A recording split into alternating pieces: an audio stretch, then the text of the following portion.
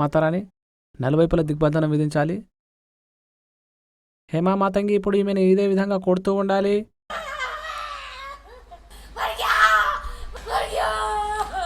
ఏం చేయాలి ఇప్పుడు? ఇప్పుడైతే ఇరుక్కుపోయాను. చాలా చోట్ల చూపించాను, పెద్ద పెద్ద వాళ్ళ దగ్గర చూపించాను, కానీ జీవితంలో ఇలా ఎప్పుడు చూడలేను.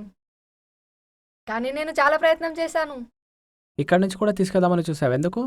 కానీ బతికిపోవడం జరిగింది కదా, అంతా వీడే చేశాడు కదా, వీడే చేశాడు. ఇంట్లో పని చేయటం లేదా పని చేస్తున్నప్పుడు మధ్య మధ్యలో కోపం రావటం అలాంటివి జరుగుతూ ఉండేవండి.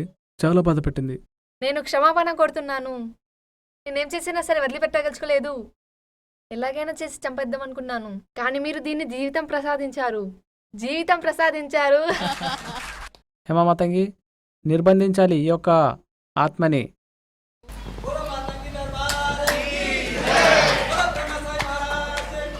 జై హో.